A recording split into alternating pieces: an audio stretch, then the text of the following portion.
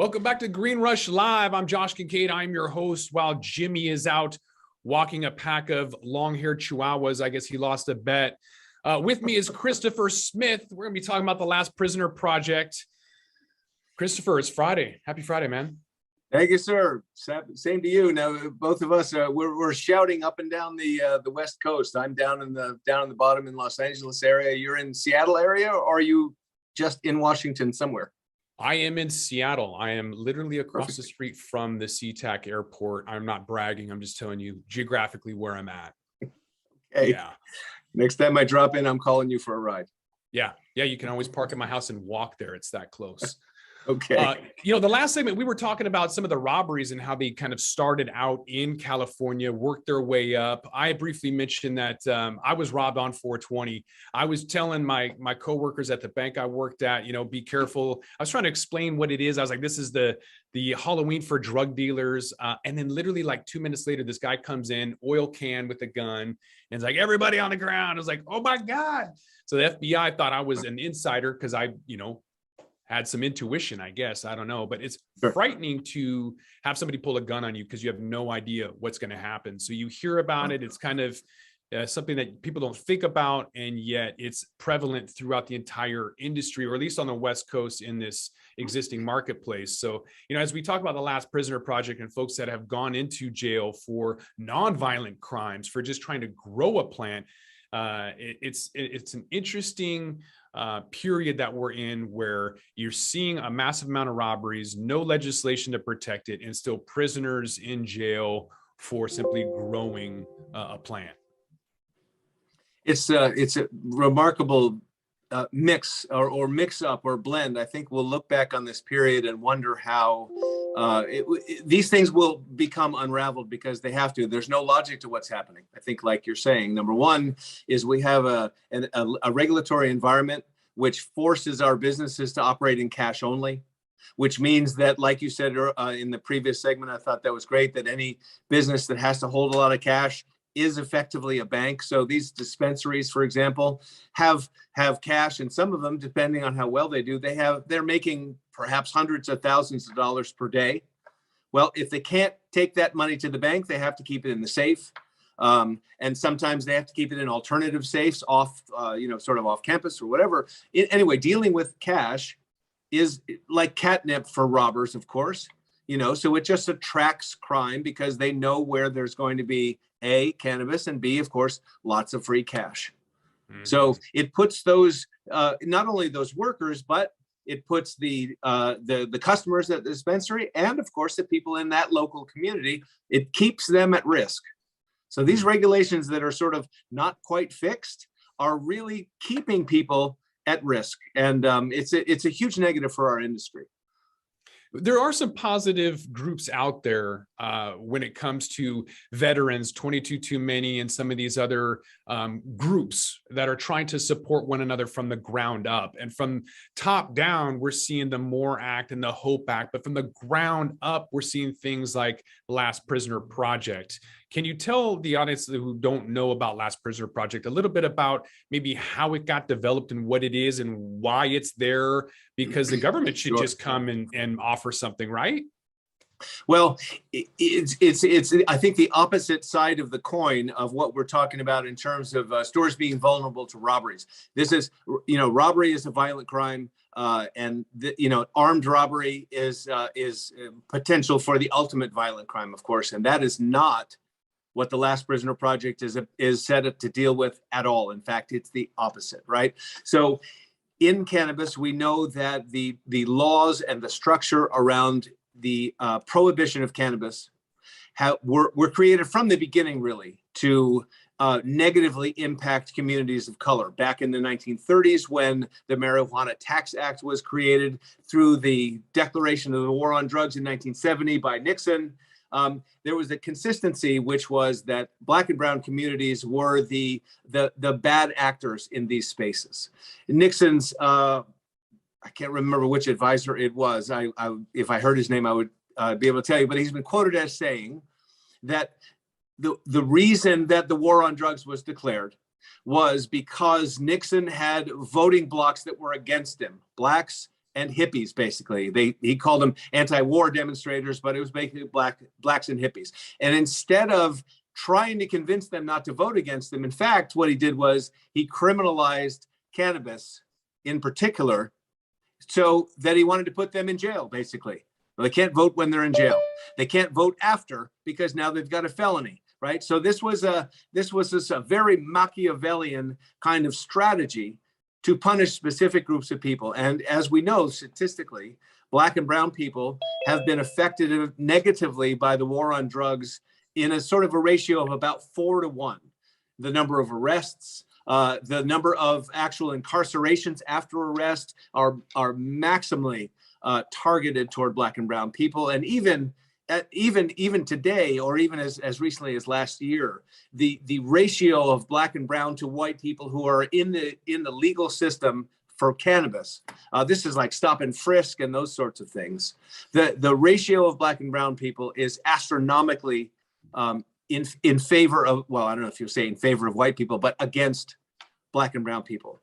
Therefore, the residual problem of cannabis is, of this structure that has operated in this way for such a long time, the residual is that there are still today at least 40,000 prisoners still in prison. Now, these are in local prisons, state prisons, not federal, local prisons, 40,000 people that are still imprisoned for crimes that are essentially not crimes anymore.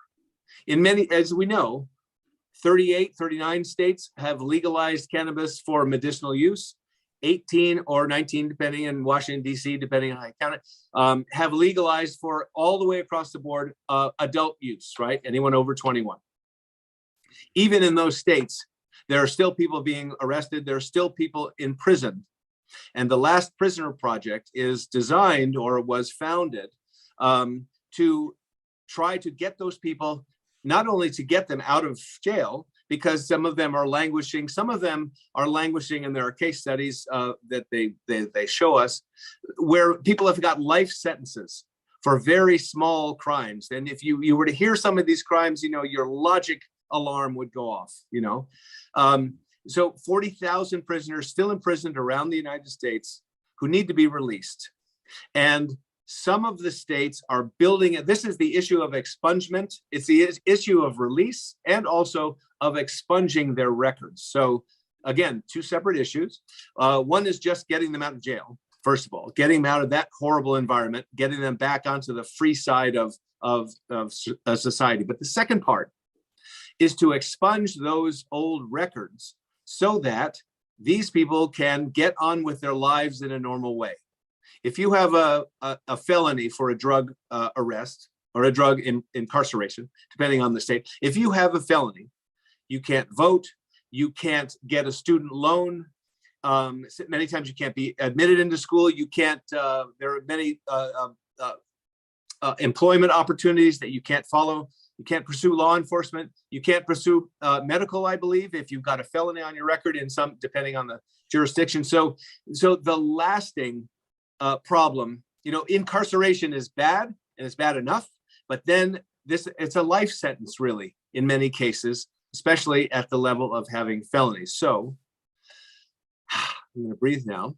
Very long-winded way of saying what the Last Prisoner Project, I believe, is trying to do is trying to get these nonviolent prisoners out of prison, and then use resources that are also available through other organizations to try to get these folks back on their feet, to get their records expunged so they have a clean record going forward, to get them job training, life training, get them, sometimes even a place to live. When you get kicked out of prison, they give you like $100 and they say, sort of, see you later. No wonder so many end up back in prison, in almost no time. It's a terrible system. And so the Last Prisoner Project has been working quite hard in this. One of the cool things about the cannabis industry is that there are several companies, especially there are two that I know of here in California, that provide immediate support and constant support for the Last Prisoner Project. Cannacraft is one, and I was going to name the Dalton family company, Ocean Products. I'm sorry, I'm getting that wrong. I apologize. Also provide let's say $1 per product, or a certain amount of money per product sold directly to the Last Prisoner Project. So there's a lot of activity in this direction, and it's really the right thing to do. Joining us on the conversation is Tom Howard from Cannabis. He's a cannabis industry lawyer based out of Illinois and host of Cannabis Legalization News. Tom, thanks for being with us. Green Rush Live. Yeah, thanks for having me on, Josh. Hopefully things are going well on the West Coast. It's a little cold and chilly here in the nation's heartland. It's pretty toasty over this way. It's Friday too, so we're not going to complain regardless. With the Last Prisoner Project, I know you and your co-host Miggy have talked to some folks and had these conversations. I know Illinois is not exempt from some of these issues with people of color and being displaced with the war on drugs and being impacted negatively by that whole campaign. What influence, though, does Last Prisoner Project have, if any, on the state of Illinois? Do they have a presence out there? They may. When Craig Cecil, guest on the show a few weeks ago, came on, he's got this wonderful Chicago accent, and so he's from southern Chicago, I believe. And so he was involved with the Last Prisoner Project for a while until he didn't jive with their business vision, and so he kind of got exited. And that wasn't like the only time that I've heard that about the Last Prisoner Project, where they do real work, but then that real work might just be PR, because then there's other guests that we've had, like Weldon Angelos on the show. We've had Steve D'Angelo on the show too, and I'm agnostic. Like, those 40,000 people that are in there, they should not be in there. And usually when people tend to get a cash flow, they like to protect that cash flow. I understand like both kind of things, but I don't like that Craig Cecil, who was in prison for his whole life until he was commuted by former President Trump, he's not social equity. He can't get a license in the state of Illinois. He was caught with too much weed.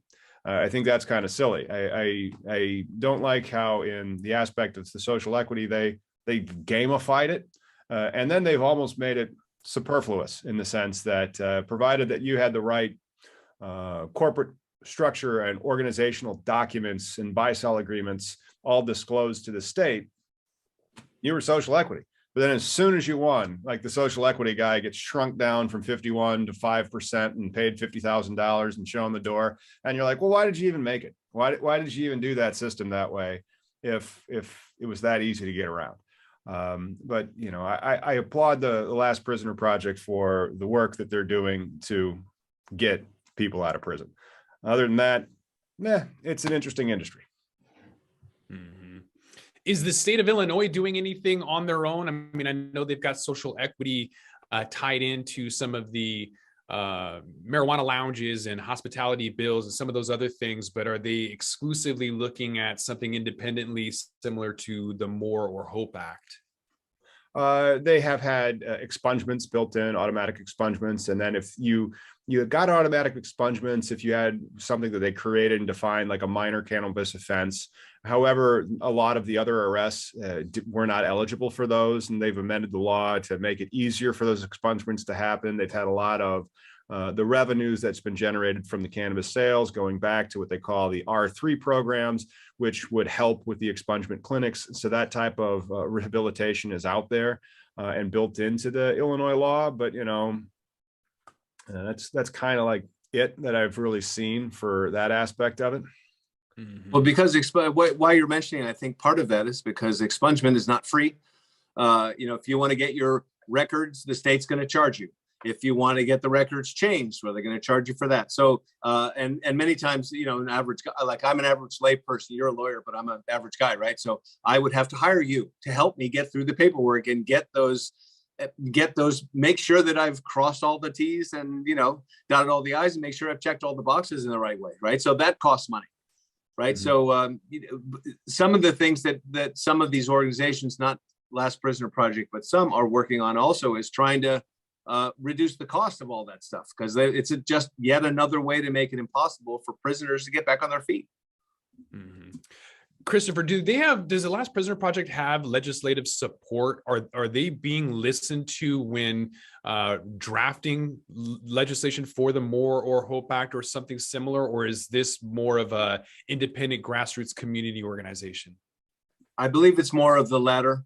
I don't believe that they're trying to necessarily get on national legislation, but I'm not sure. I'm probably not the best person to ask. Their website is really very extensive in terms of what their mission is and what they're doing, and their organization is very, very responsive. So if anyone has a question for them, I know that question can be answered very, very quickly and very completely. Actually, I've had very good response.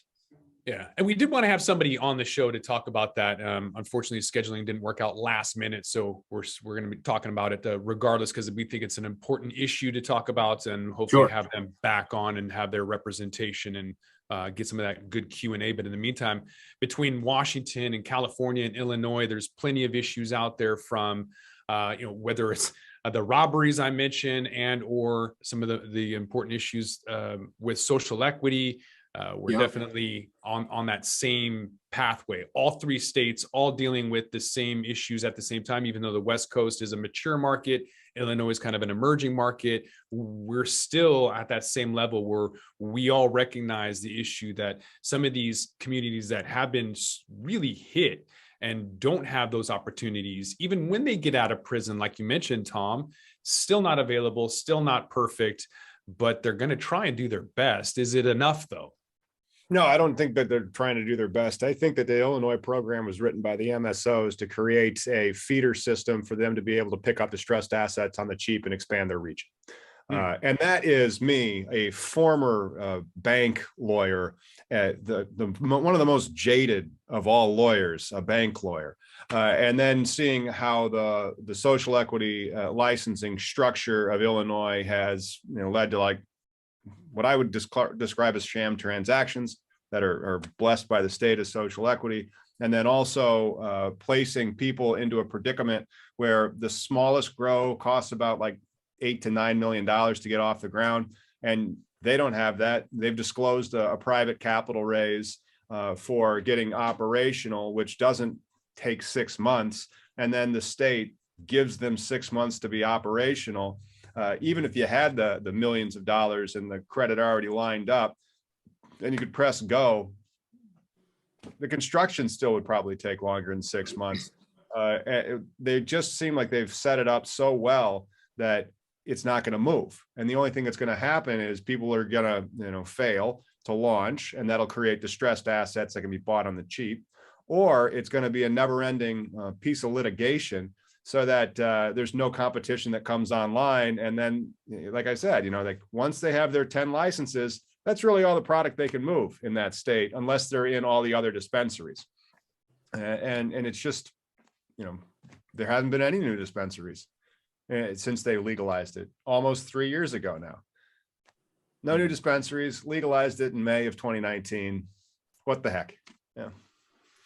Yeah, we've seen some shady deals up in this state too, where the owner of Harvest Health was acquired by, the owner of Have a Heart was acquired by Harvest Health out of Arizona, which has since been merged. So when the owner of the Washington State Have a Heart got his money, went to California, bought a license through a social equity applicant, and then went some backdoor deal, found his business partner, paid the business partner off, whereas the main person had no idea this transaction was going on, found himself out of a license, and then tried to sell that to High Times. So yeah, that sounds like, circumvention, unjust enrichment, quantum merit. There's a list of quasi-contractual claims that a guy like me has no problem. Like I got out of court like 2 years ago because I was the man's man. When the bank got in trouble, they'd be like, well, we'll call you. And then I'd be deposing wealthy people that had stolen money from banks. I wasn't too thrilled about it. But now if it's going to be these businessmen, let's call it, that are engaging in shady practices, I got no problem suing the crap out of them, provided the clients can pay. One of the things I find, Tom, tell me if you seeing it the same way. I remember reading recently how Connecticut was proclaiming its magnificence as a social equity sort of landscape, right? How they've set the standard higher for the way that we're going to do social equity, the state of Connecticut.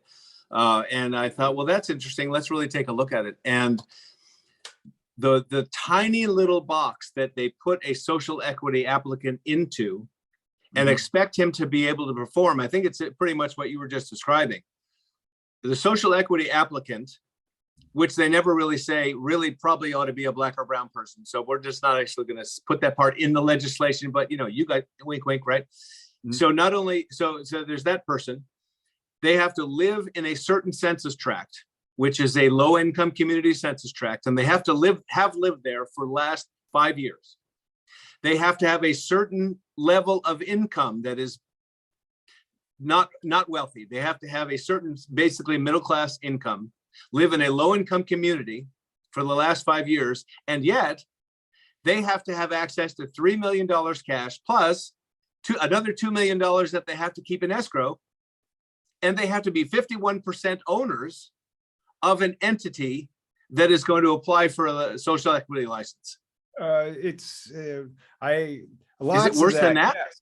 The clarity on this, and again, this is a closing window, and so the clients that want to get in, let's get your application together, because it's a conditional application for social equity. I haven't heard about the $2 million in escrow. I have heard about the $3 million, but it's 65%. It's not 51%. A social equity venture, joint venture, can be 51%. Okay. But and not only that, so that the $3 million is hilarious, but then you have to have this ownership and control be to this person who's poor, essentially, right? They aren't going to be able to cut a $3 million check, and then they have to have 65% ownership. And then, the $2 million bond, I haven't heard of that. I'll have to see. But the regulations and the user interface for Connecticut's website that they have for their licensing system is kind of like, developed by somebody who must do casinos, because it just leads from one place to another. And then eventually you're lost and you're like, well, I'm trying to find this, and you can't find anything. Like, the organizational file structure is garbage. And then you have to log into something else and create a profile and then upload all this stuff. And so right now it's really about, helping those people put this thing together. And yeah, not one of those social equity applicants will be the person striking that check. Of course not. It's virtually impossible.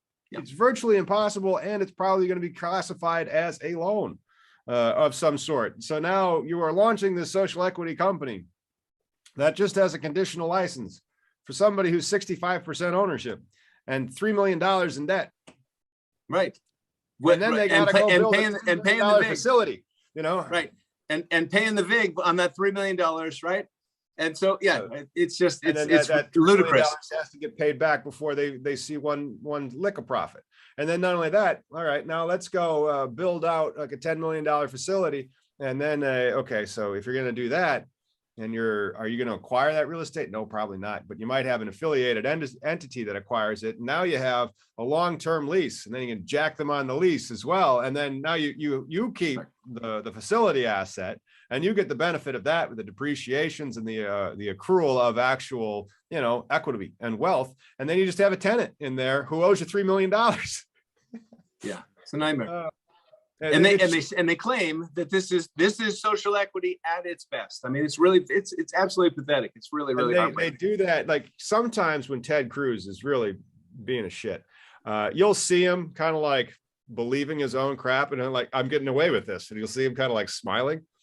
I would love to see the politicians in Connecticut trying to say with all sincerity in their face that this is real social equity. Yeah.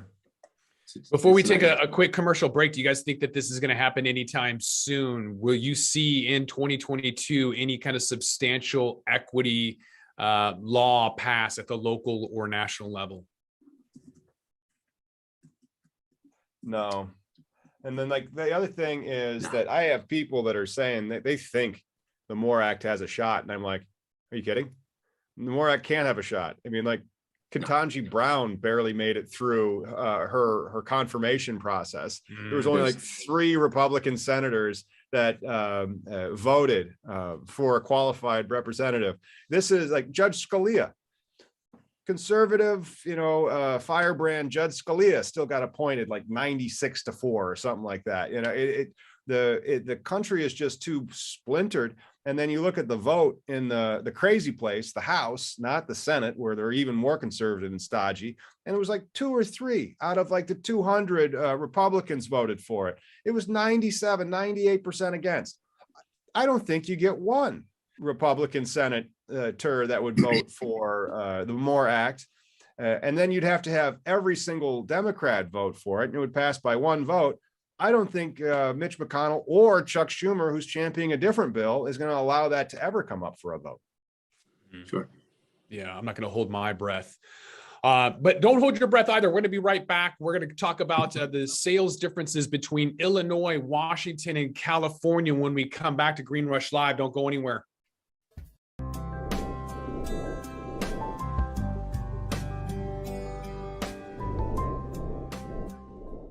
Pro Cannabis Media programming is available live and on demand on our Facebook page at Pro Canna Media, on Instagram at Pro Cannabis Media, on LinkedIn also at Pro Cannabis Media, on YouTube and YouTube Live on Pro Cannabis Media, Twitter at Pro Canna Media, and on twitch.tv/Pro Cannabis Media. So like, share, and subscribe to all of our content, newsletters, and shows live or on demand. We are Pro Cannabis Media.